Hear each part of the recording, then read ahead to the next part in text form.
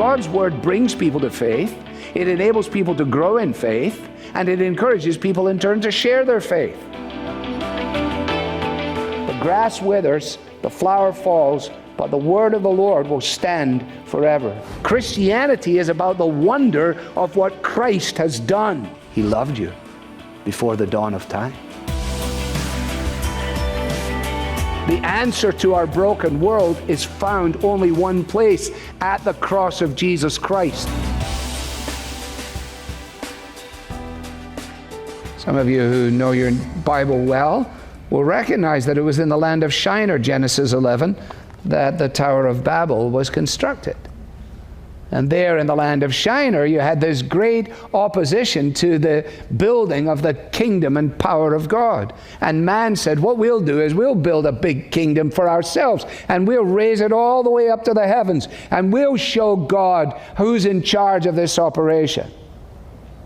And now here you are, 6 centuries later, and the exact same thing is unfolding. This, incidentally, is a theme which runs throughout the history of the world. Augustine got it right, didn't he, in his book, The City of God and the City of Man. That God is fashioning and forming His purposes from eternity to eternity. In the midst of that, man in his rebellion and in his defiance says, no, no, no, no, no. We will not have you as a king. We'll show you how to do this. And as the people of God seek to live in obedience here, the Babylonians come in and give them a good thrashing. And they need to know that in that, through that, behind that, was a sovereign God Himself.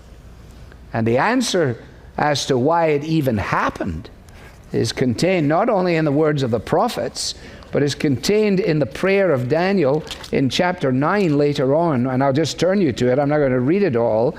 But in Daniel 9, when Daniel prays and seeks the face of God, he says, verse 7, for example, or verse 6. Well, you got to read the whole prayer, sorry. But we have not listened to your servants, the prophets, verse 6, who spoke in your name to our kings, our princes, our fathers, to all the people of the land. We just flat out didn't listen.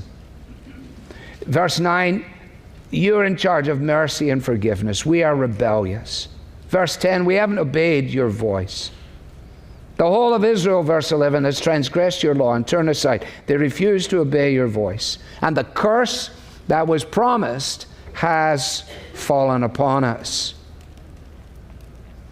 And these family members left behind, because the exile was in 3 waves, must surely have wondered what would become then of their sons.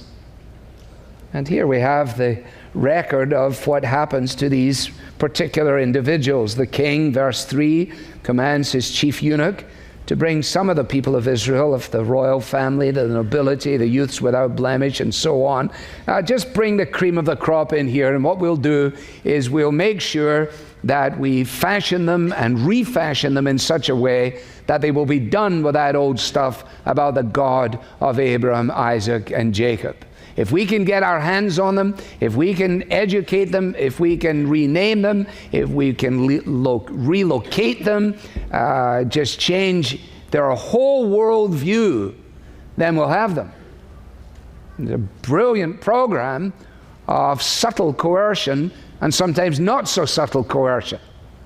And what they're seeking to do is to make sure that they change the way these fellows think about the world.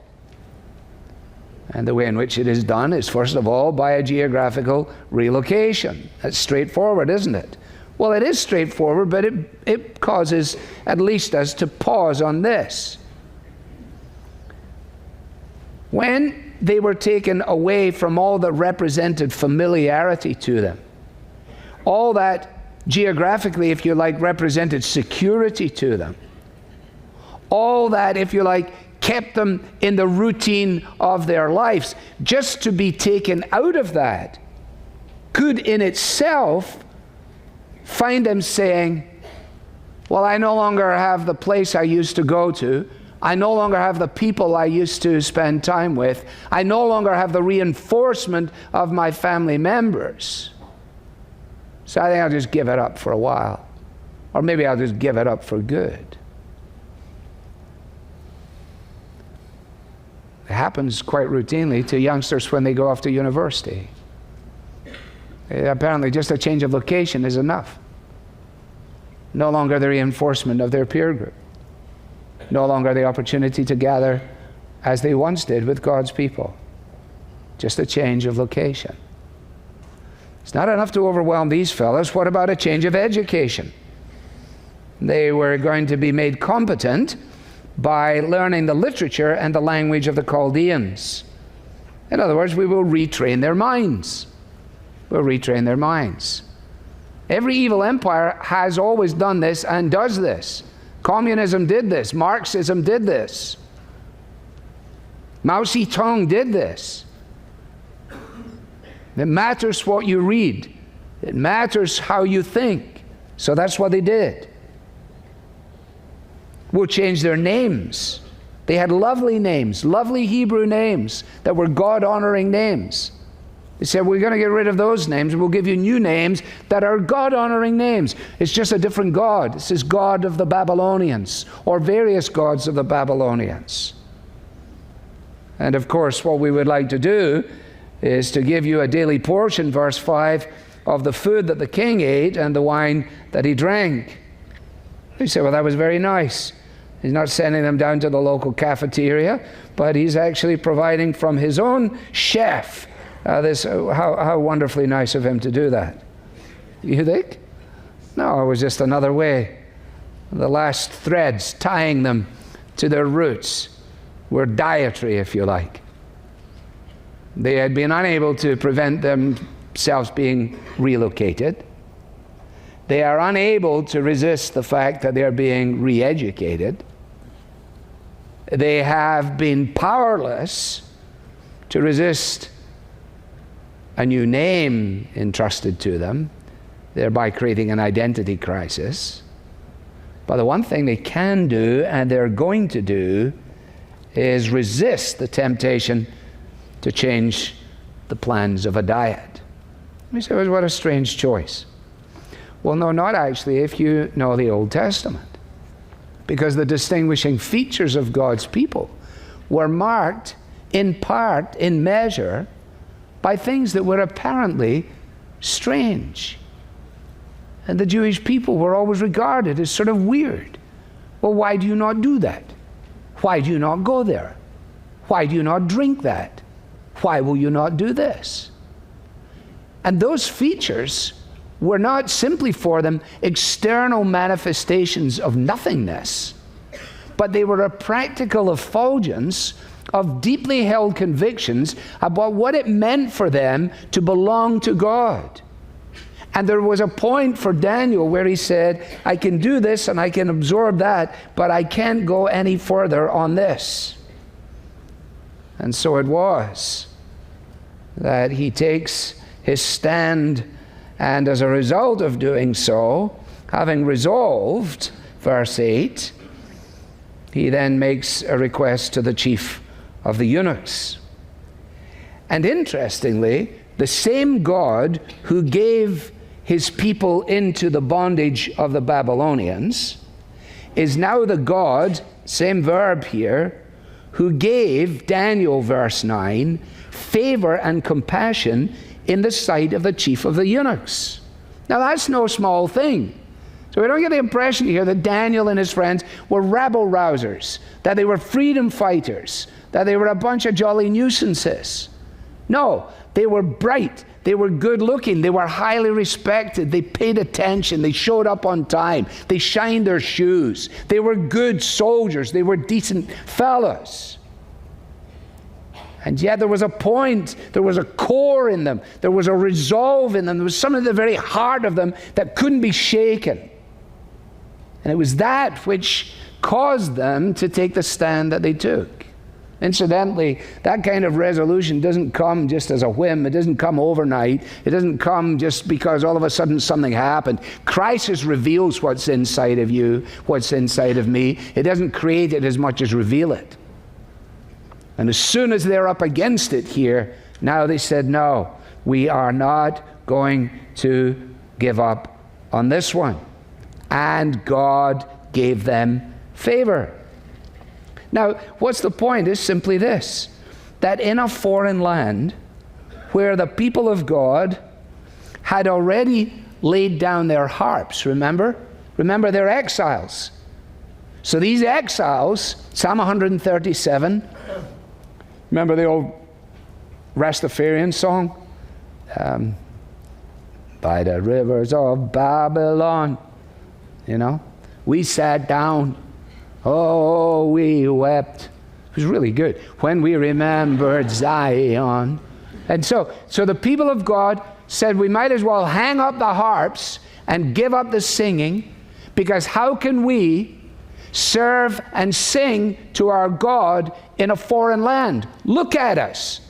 We're a miserable minority. We're crushed. The prevailing forces are such that they seem to be squeezing the life out of us, and you expect us to sit down here by the river and sing. Yes, that's the environment. And so Daniel is telling the story to the exiles, first of all, and he's saying, listen to what happened to us when we got there. God, who brought us there, went before us there and gave us favor with this character. Essentially, he liked these boys, but he was afraid for his life. And in that tension, he was living. It should make you think of Joseph.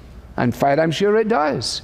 You remember how he was given favor with the cupbearer to the king. He couldn't control that. That was something God did. But the jailer, or the eunuch here in this instance, is predisposed to them, but he's not about to lose his head. And the strength of it is fairly obvious, isn't it? I love the sentence here in the ESV, verse 10, so you would endanger my head with the king. You know, you're a nice guy, and I know you've got a program and so on, but no, it's not going to fly. And then verse 11, Daniel said, oh, well, it can't be the will of God. If it was the will of God, then everything would have worked out nicely, so let's just give it up. No. Then Daniel said, okay, if I'm not going to get something out of the CEO, let's try the COO. And that's exactly what he does. Then he said to the steward, whom the chief of eunuchs has assigned over Daniel, hey, the king's a bit worried about his head, but I got a deal. How about you give us 10 days? Give us a test for 10 days, and I'm going to show you that we'll actually be in better shape than the rest of the guys that go on the portions. Now, you will know that the reason that the concern was there was because they anticipated that if they did not take the meal plan that was part of the Babylonian program, then they would be seen to be, verse 10, in worse condition than the youths who are of your own age. And when you're then seen to be in worse condition, then the king will be ticked, then I lose my head, so sorry, not going to do it. Wouldn't be prudent, not at this juncture. So, then, let our appearance and the appearance of the youths who eat the king's food be observed by you, and deal with your servants according to what you see. That is pretty gutsy. That is very, very gutsy. There's no precedent for this.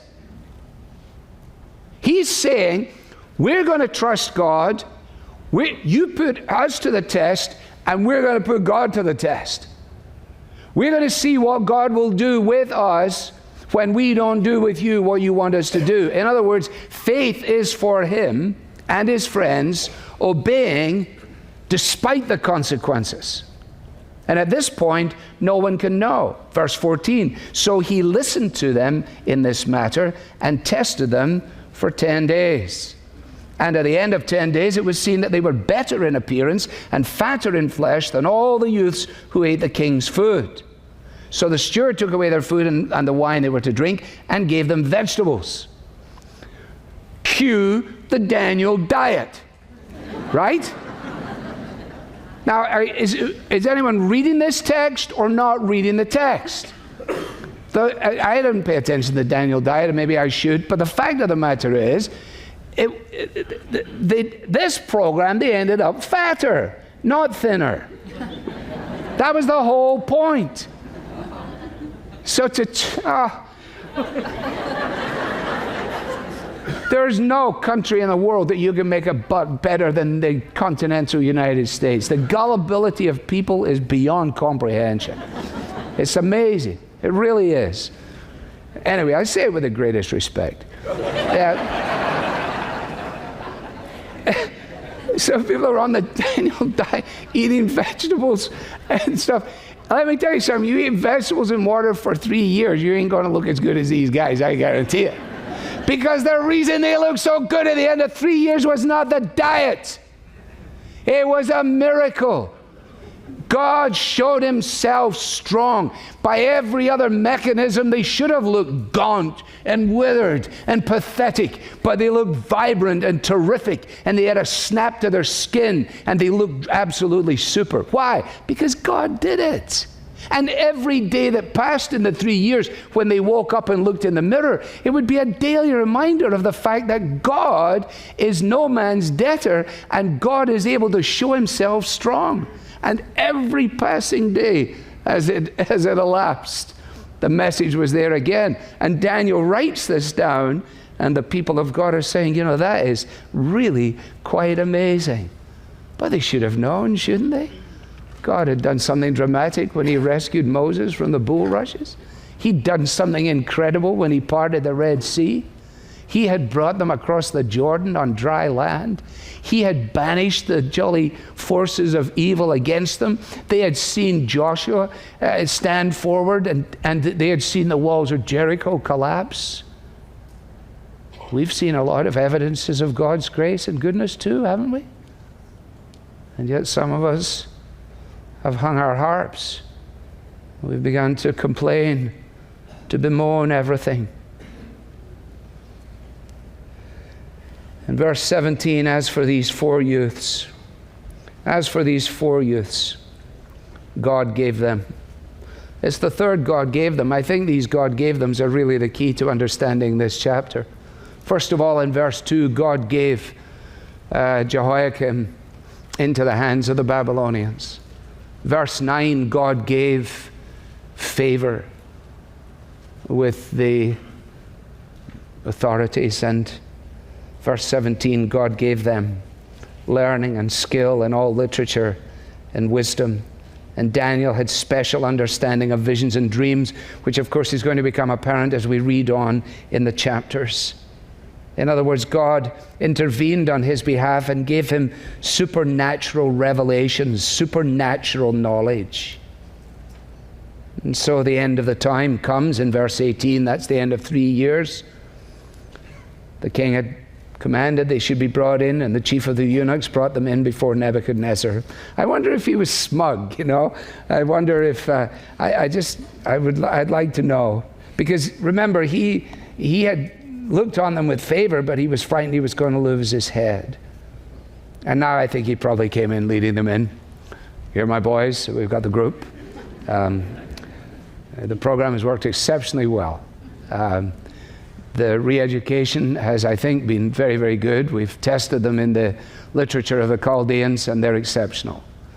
They've really settled well in their new digs. Not at first, but they're fine. And they've responded well to their names. In the beginning, they didn't always respond when I called them by their new name, but now they're perfectly happy with it. And as you can see, in terms of their physical fitness, they're a standout. And they must all have got together and congratulated one another on how well everything was going. Boy, this is an internship program of amazing capacity. We'll be able to reproduce this again and again and again. But what they didn't know, and what man as man does not know, is that God, the God of Abraham, Isaac, and Jacob, was in control of their relocation, oversaw their re-education, granted them resolve and grace where they were prepared to take a stand. And in this and through this, he was working his purpose out. You know, we always say, don't we, that the Bible is a book about Jesus. And that every so often as we turn up to the pages of the Bible, we find ourselves almost thrust forward by the wave underneath of us, pushing us forward to where we almost inevitably must end up. Because Daniel takes us to Jesus very quickly, doesn't he? Daniel is taken away into the exiled situation of Babylon. The Lord Jesus leaves the glory of heaven and steps down into the ignominy of time and into our broken world. Daniel, in the face of great struggle and temptation, commits himself to the law of God. Jesus, in the face of temptation, even in the Garden of Gethsemane, says, I have come to do your will, O Lord, not my will, but your will be done.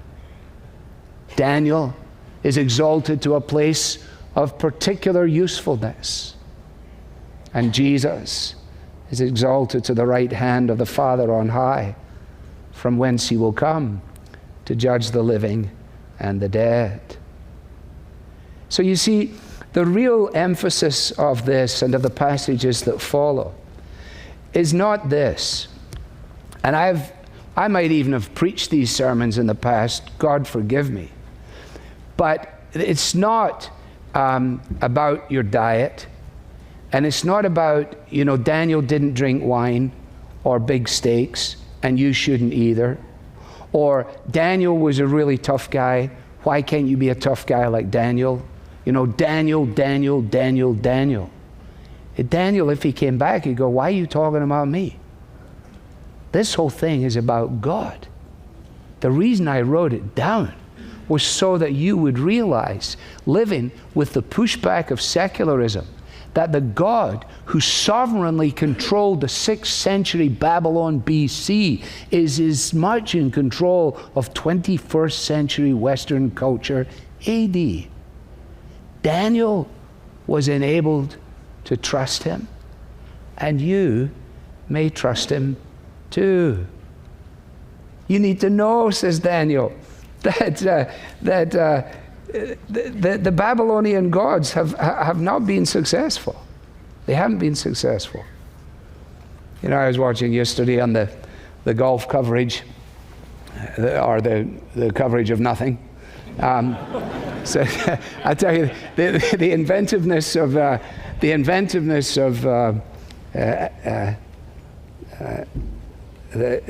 two guys sitting behind that desk. So whatever their names are, it doesn't matter. But I mean, it was a tour de force on their part. It started around 7 o'clock in the morning when I turned it on, and they were still sitting behind the desk hours and hours later talking about nothing. They talked for the whole time about nothing. Showed the same thing. Look at that ball move. Whoa, look at that. Yeah, let's look over here. Yeah, moved over there. Oh, it's back over here. Look at that. Okay, well, let's go over to Phil. He'll show us where it's moving. Okay, it's moving over. I said, what a job, you know. This is amazing. Well, how did I get there? Well, because I was thinking about how, I mean, I had some ideas for them, didn't you? I mean, look, why did they not go out into the town of St. Andrews and move amongst the people and get some good footage? I mean, all the stuff they could have done. Because they can't get out of their own way. They think they're really significant. I say it with the greatest respect. They think that every time we tune in, we want to see them still sitting behind the desk. I said, it moved over here. What's up with the media? By and large, the media is completely opposed to the message of Christianity. There's nothing new in that. Lord Reith, who founded the BBC, this is how I got here. I'll be back and finished in a second. Lord Reith, who founded the BBC, was a tall man from the Highlands of Scotland. He would preside over the directors and the producers of the BBC in routine meetings. In the late 60s, as secularism began to take its hold in the British Isles, some of the young producers and directors began to challenge the idea that the BBC would provide any kind of religious coverage at all. And their line of reasoning went like this: the world is changing, our culture is changing, and we want simply to be representative of that changing culture. People have lost any interest in God, in the Bible, in the church, and in everything else, and frankly, it's over, and we ought to just acknowledge that it's over and stop hymns of praise and stop the evening meditation and all that kind of stuff. And apparently, Lord Reith was not charmed by that. And he stood up at the end of the table, addressing the young man who had made this speech, and he said to him, "Young man, the church will stand at the grave of the BBC. The church will stand at the grave of the BBC, and at the grave of every proud monument raised to man's defiant, rebellious heart.